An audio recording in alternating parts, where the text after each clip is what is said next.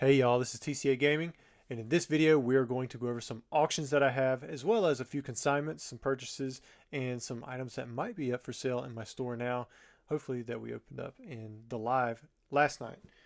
So let's start off with a few of the consignments. These are ones that you guys have seen before. We got some stadium tip cards, as well as some Merlin, and then a few just random promos. You got Top Sun right here. There's a random potion 1999 2000. I do like the new PSA case. You can feel that weight to it. There's an Uno card and a pristine tin for the 7-Eleven promo with that Charizard. Next up, we've got nice looking Starmie. I had a friend. His name was Anthony. He loved this artwork. He liked this, and there was a Meowth that he liked too. Got a Magic and Wizards test print with the Silver Fang. This is one with squared off corners. And if you're looking down here at the text, it's not like the blurry kind. So I still don't have a crazy amount of information on these. I know that there was a bunch of information put out by Geezy saying that some of these were, he saw them as counterfeit, and that's why PSA would not grade them. However, I don't think he was referring to this kind. Could be wrong, but I think he was more referring to like the blue eyes that I have, where the print is more blurry at the bottom right there. This one has a squared off corner, so it'll be interesting to see where these go. Next up, we have this Charizard, and I thought I was buying the Japanese version. I was going through buying I was just buying a few of them at a time, and in my haste, I bought a Korean version.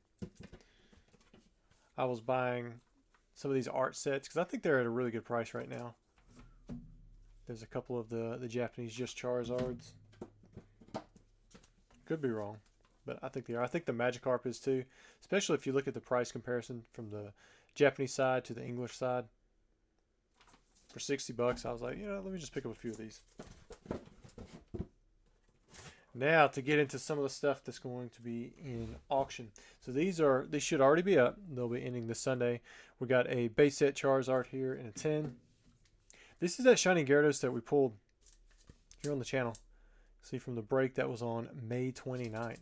Pulled an 8. It's like, but still looks good. Got the Misty's Gyarados in a 10. Got a Vaporeon. Much cheaper on the CGC side versus the PSA side for that one. Got another sample card here. I think this auction will have the remainder of my extra samples, so I won't have any more after this. So you guys will have to find them from other collectors. Got a Square Cut Ninetales in a 10. Got a Poliwrath in a 10, first edition base set. Another sample there with the Coughing Machamp, Machoke, and Machop.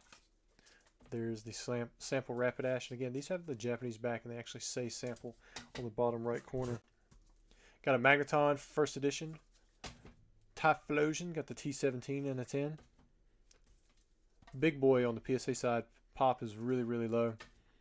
Got a Ghastly sample. Got a Raichu first edition base set in a 10. Got a Zapdos first edition base set in a 10. Same with the Ninetales. And then here's some stuff that you probably don't see very often. Just Magic the Gathering. These are all alpha. So we have an alpha Mox Pearl.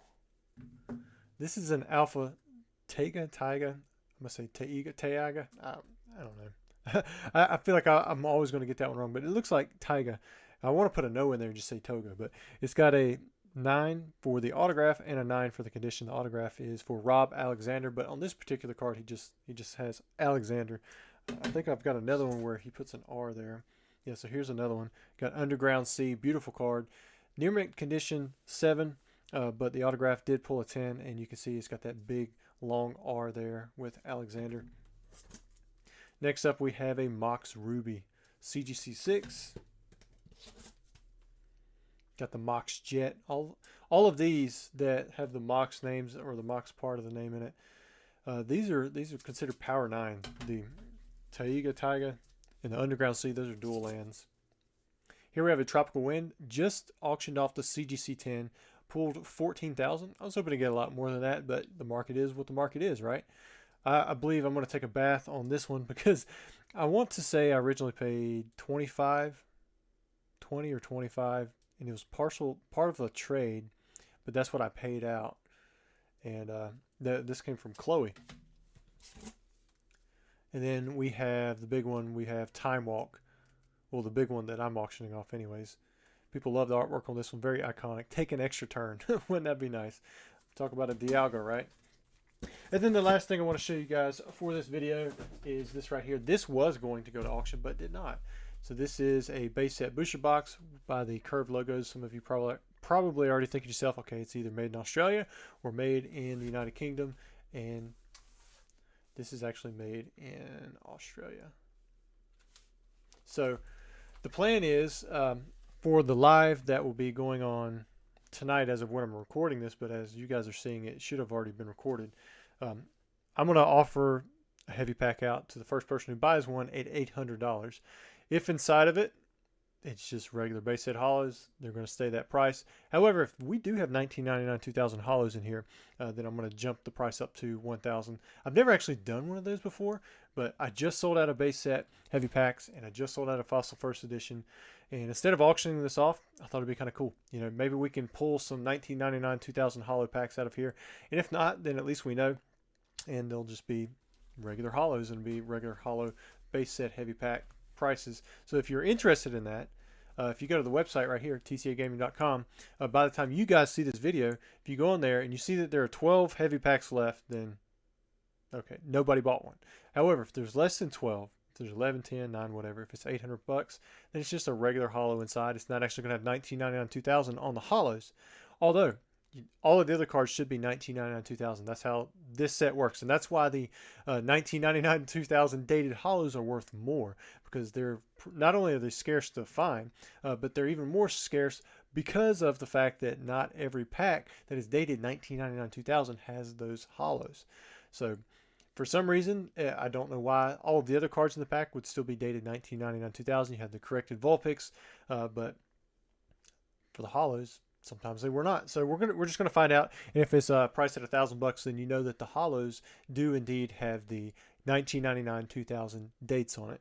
I'm not sure of the percentage chance that these packs are going to have them. I've never actually opened one myself where it had the 1999 2000 dates. That said, they're not like crazy worth more. It's just much harder to find. Like the Charizard dated 1999 2000 in a 10, it's a much lower pop, but at the same time, PSA hasn't always recognized that. So we don't know how many are really out there, but it's still going to be way less than the regular 1999. I remember back in, I was in college, so it was probably 2010, 2011. I used to have tons of base set hollows. I went through all of them, and I found like 2 out of several hundred that were dated 1999 2000. And this was right as I was finding out about it, because I didn't realize that there were different dates and that it would matter. But for me, every unique variation has a purpose and has a niche within the community that wants those particular cards. Not many people really care. They just want to pull the Charizard, right? That's where most of the value of this box is going to be pulled from. It's going to be pulled from the fact that this is a base set box and people want the original Pokemon cards, and not many people are going to care about that date. But for those who do, and if you do want to pull one of those hollows, they're pretty tough to find in pack fresh condition, almost impossible to find in PSA 10 condition.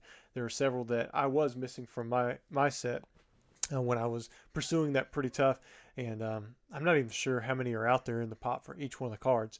However, I will say that they can be found. You just have to look, and you have to be willing to pay up if you want to get them in that top-notch grade.